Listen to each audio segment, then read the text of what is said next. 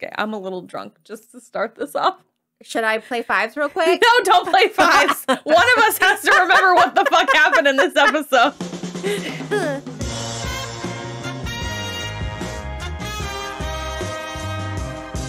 Hello, everyone. I'm Kristen. And I'm Rachel. And this is So I'm Watching Barry, Season 3, Episode 7, Candy Asses.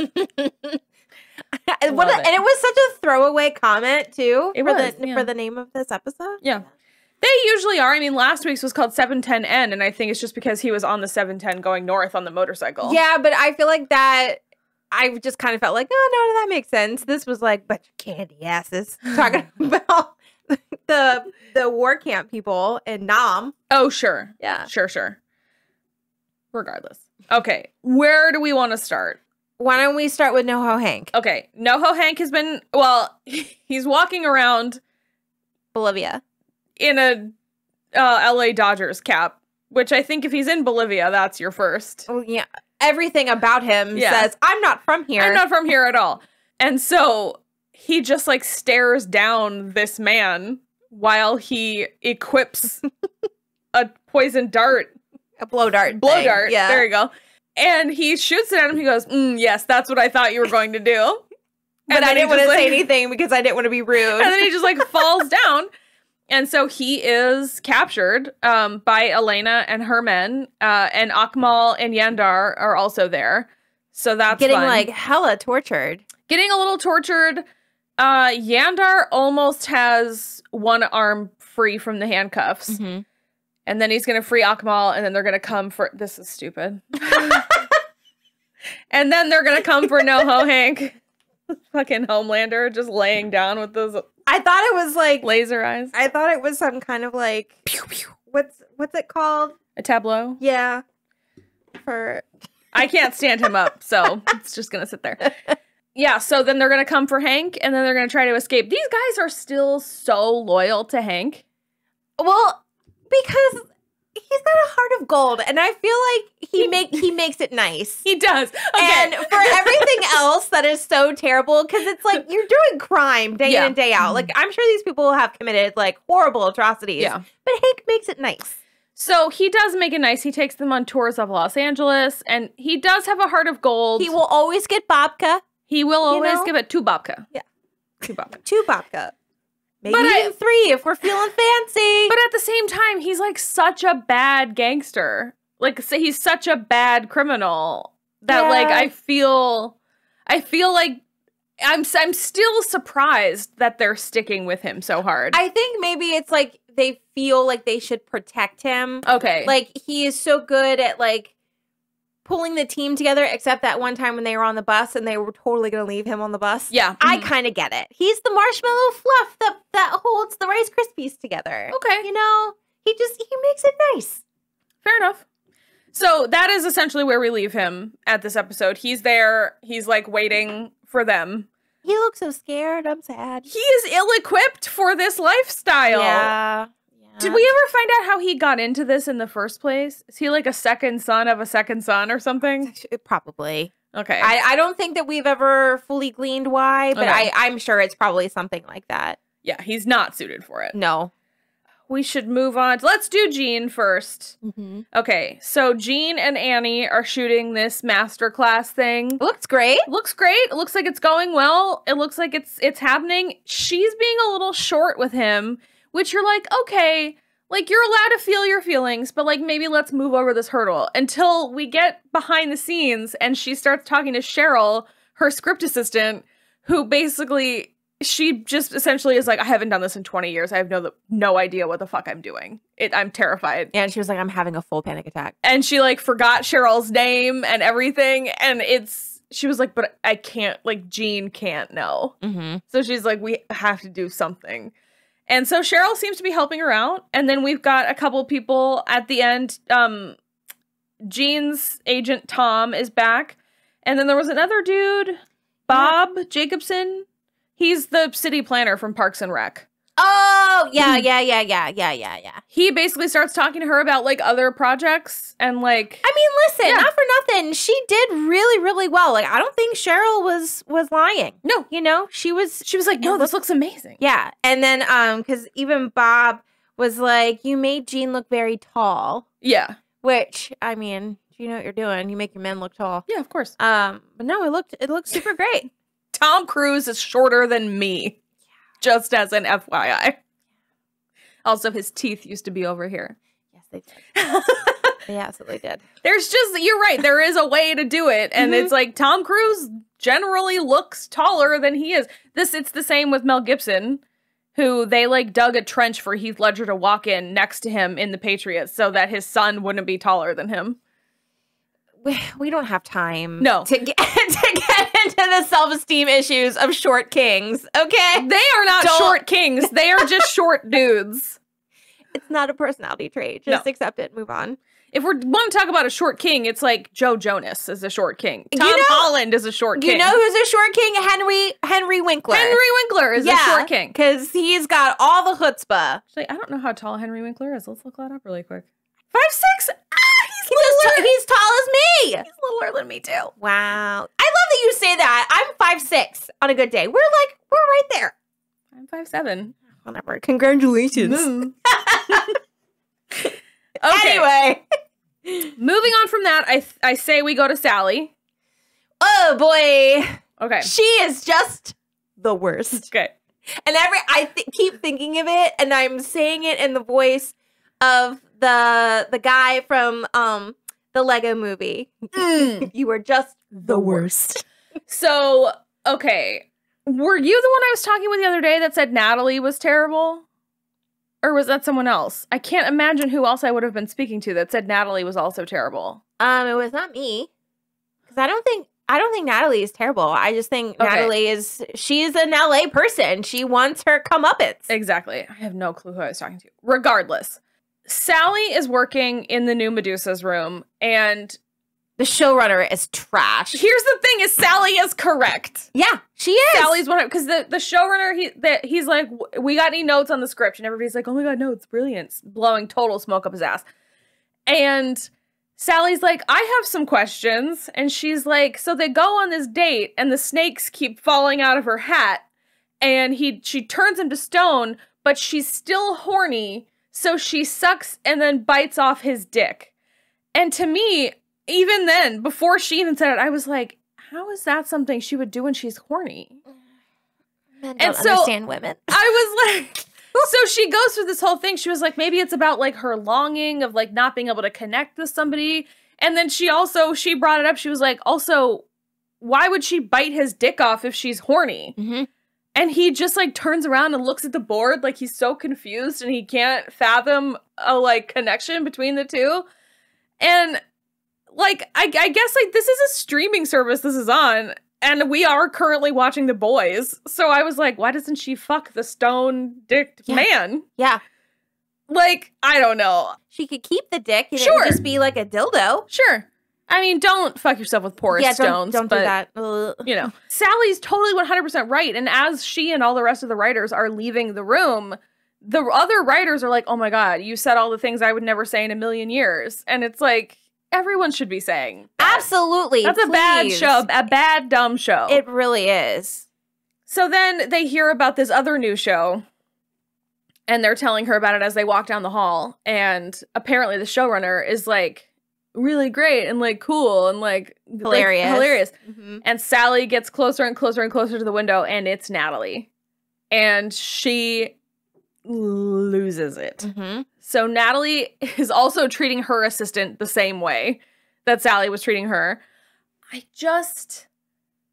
I've never had an assistant, so I guess I can't say with 100% certainty what I would and wouldn't do, but I can't imagine treating another human being that way. It just smacks of people who've never worked in customer service. Yeah. I mean, I've had people who reported to me. Yeah. And that's something that I was like always making sure that like if I'm delegating, I do it in such a way that it feels like I'm asking you. Right. And not barking orders at you. So because you're a human person and I'm not going to order you around to do shit for me. No, of course not. I think you can tell someone to do something. You can be like, hey, I need you to do this. but you don't have to be like, do this or get the fuck out of my face. Like, there's a way big difference. Be like, hey, I need you to do this. Yeah. Can you make sure that you get this done for me? Thank you. I really appreciate it. Yeah. No problem. So make people want to help you. You know what I mean? That, like, 100%. Hank. No-ho Hank. Yeah. He makes people, like, if he delegates, he makes people feel like they want to help him. 100%. Yandar would absolutely go and get beignets for him. Yeah. Akbar, what is his name? Akmal? Akmal. Yeah. Would absolutely get shot again in the shoulder. The same shoulder. The same one. Every single time. Yeah. So Natalie gets on the elevator and Sally is already in there waiting for her. She gets all up in her face. She is feral. Yeah. Screaming about betrayal, calling her a cunt. Well, this and then is how you like, thank me. She was like, what is your show called? And she was like, Just Desserts. Yeah. Which I thought was kind of great. But it's about like a woman and her daughter having a dessert shop. And then not Joplin at all. They're like running a cupcake stand inside Central Park. Yeah. And then Sally was like, this is my story. You don't even have a daughter. And Natalie's like, neither do you. It's just like, she just keeps calling her an entitled cunt. And I'm like, mirror. Yeah. Turn it back on you, Sweet Pea. Yeah. And like, then you've never had a hand on your fucking throat and blah, blah, blah.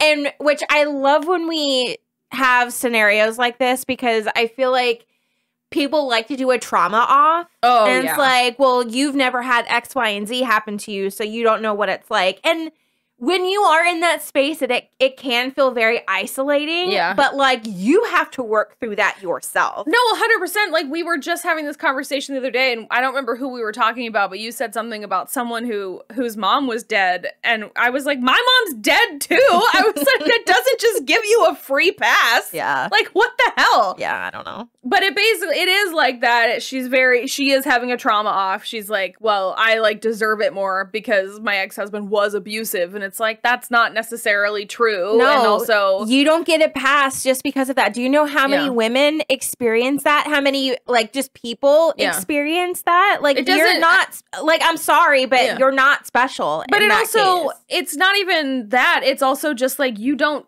just because you had a terrible situation doesn't mean you deserve to run a TV show. Yeah, and the spin that you are creating on your honest life story is not actually what happened.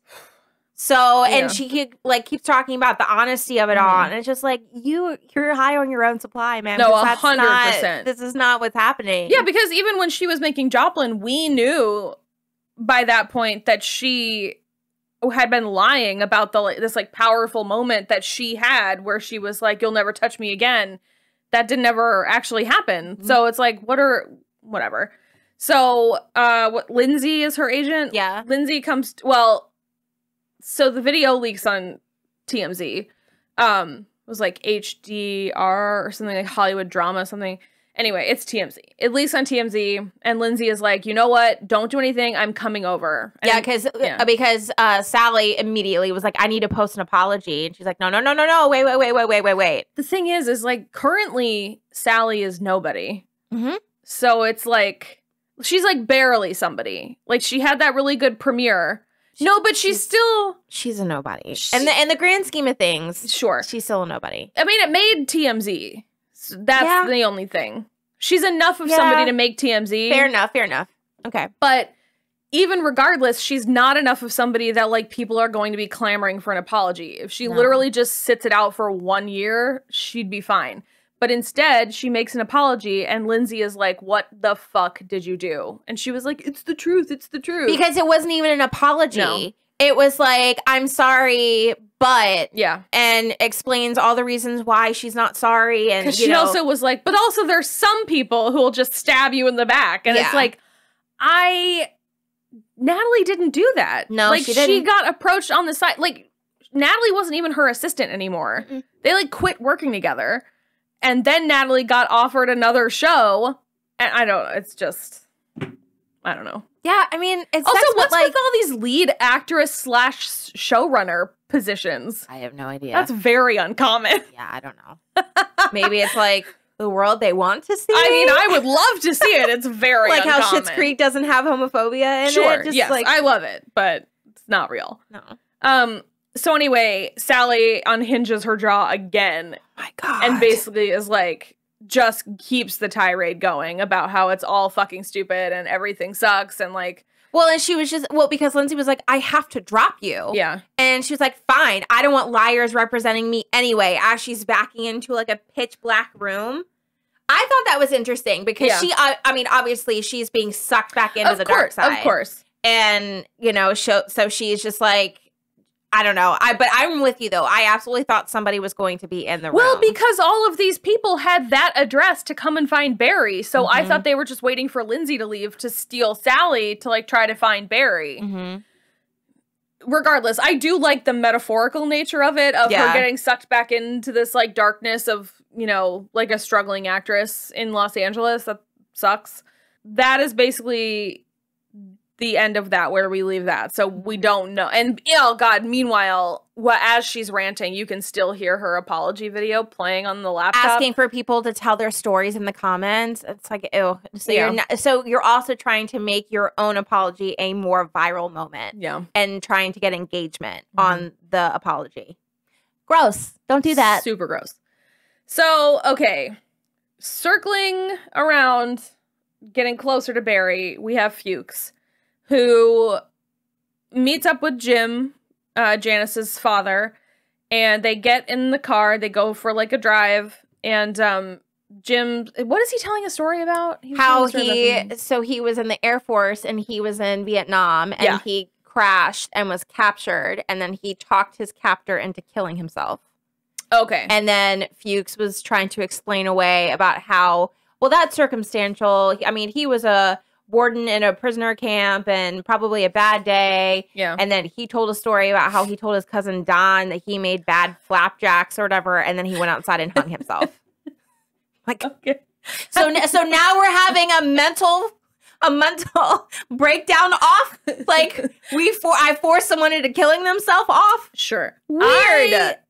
Okay. Also, could you imagine being Janice with that man as your dad? I make jokes all the time about my dad being a mental terrorist because he absolutely is. But my God. Having a Vietnam POW as a father, no, I cannot picture it. And one that like had apparently mental powers. And what was the program that he said? Siri? S-E-R-E? Yeah. What is that? I don't know. Interesting. I don't know. Whenever they talk about stuff like this, I can't like get into what's real and what's not because war crimes make me angry. Yeah, so yeah. But also I don't want to laugh about suicide. No. But I feel like if your cousin telling you don't know how to make a short stack of pancakes is enough to set you off, you were already right there. You know what I mean? Yep. Like, yeah. I don't know. So, okay. They are talking. Jim tells that story, and then they arrive outside the police precinct. And Fuchs is like, well, shit. So he goes inside, and Albert and Detective May, and then Chief Krause, they're all there. Fuchs is still trying to kind of pin it on Barry. He's absolutely still pinning it on Barry. But at the end, he says Barry's a good guy. So I still cannot get a read on Albert. Because I think he thinks Barry did it, but I think he's also torn about it. Yeah, and so Albert tells Fuchs that the cameras are off. So he tells them, the detective still insists that Fuchs is the Raven. And just for the record, I don't think the cameras were off. I think the TV that you watched the cameras on was off. Maybe. I don't know. Because the chief just turned off the TV. He didn't turn off the camera. And if Albert wanted a phone book to hit him with. That's great.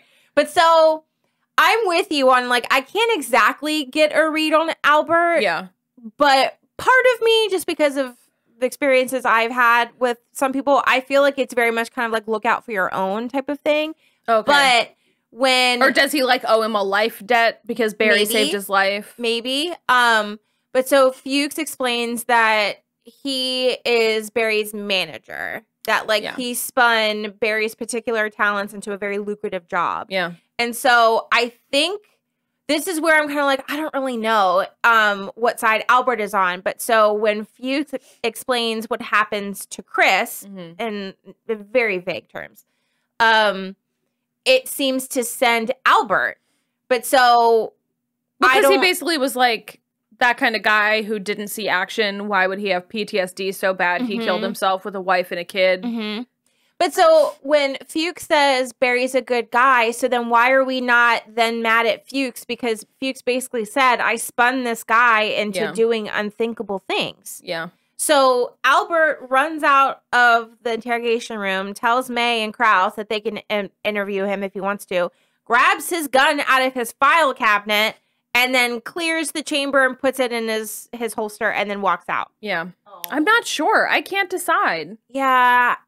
I'm having a hard time deciding. Well, because, I mean, you have these two people, and then so meaning Barry and Chris. And so Chris seemingly is very innocent in all of this. But, like, he served with Barry, and Barry tried to, like, avenge him getting shot in the face by a sniper. And Albert. That's what I mean. I'm very interested, and I'm also a little confused about where Albert's loyalties lie. Because Albert was also the one talking to Sharon, about, like, why do you think, like, do you really think that happened? And then Sharon poisoned Barry. Yeah. And then she just, so circling around, all the way back around to Barry, she just left him. I mean, I feel like once the adrenaline wears off and you're watching someone actively choke on his own spittle. Asphyxiate on, like, it had to be cyanide or something. Probably. Because he like, can't talk or properly breathe the whole episode. His esophagus is just fucking shot. He is still alive. She puts, like, a cloth over his face, and he, like, sort of wakes up later, pulls it off, and then he is basically sort of in the in-between the whole time, where, like, sometimes we see him in the real world, but most often he's sort of, like, hallucinating. I would call it hallucinating. And he gets picked up by a guy and driven to the hospital. It is Ryan's father. We had to double check. And then when he's, like, in the in-between, he, like, makes it down to a beach where there's a bunch of people just kind of staring out at the ocean and the sky and the horizon. And then he realizes, well, we realize, I don't know if he 100% realized until the very last second, they are all people he's killed.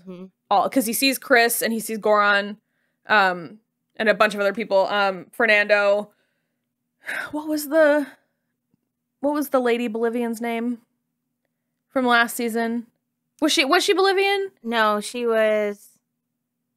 Yeah, what was she? I don't remember. She was great. Yeah, no, she had very few the windbreaker lady. Yeah, I liked her so much. Esther. Yes. So she's there. They're all there.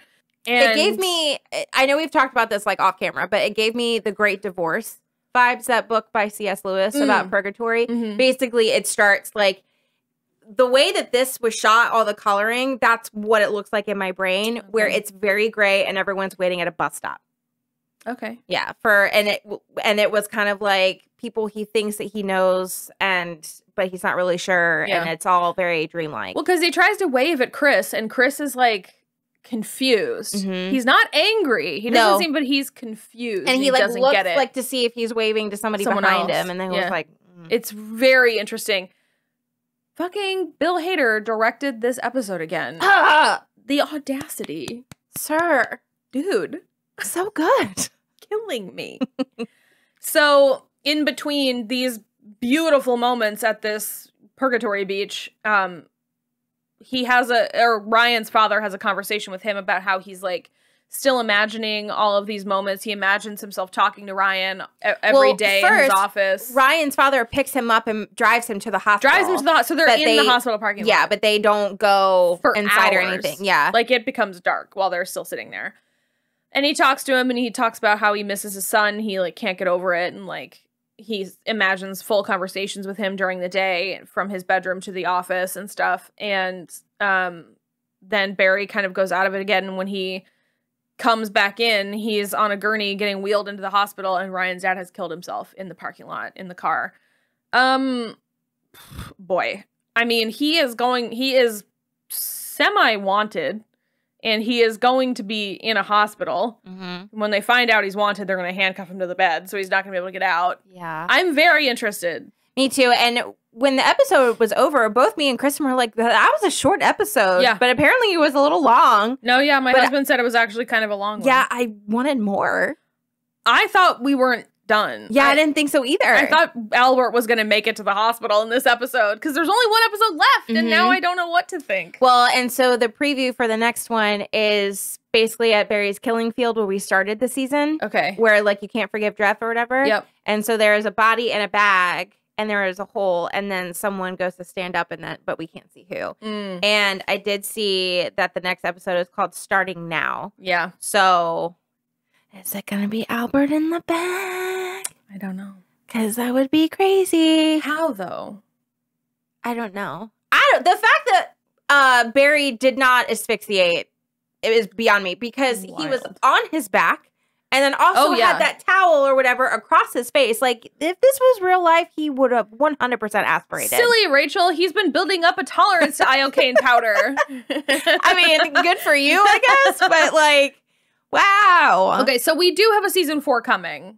It says on IMDb that season 4 is, like, greenlit. So at least we know that, like, next week's not the end. But that would be... So it's fascinating if it is indeed Albert that he kills, because it's kind of like we're back at the beginning because he killed an innocent on behalf of Albert. Okay. And so I just think it would be really interesting if he actually ended up killing Albert. I think it can't be Albert. I think, if I'm being completely honest, I think we might lose Fuchs. I wouldn't be mad at it. Because I honestly think that Albert might be willing to cover for him. Because the LAPD, Detective May is not, like, willing to, the woman detective is not willing to let it go. But if the chief is going to push it and he kills the Raven. Yeah. And he and Albert can, like, get their stories together and, like, pin it all on Fuchs and Fuchs dies.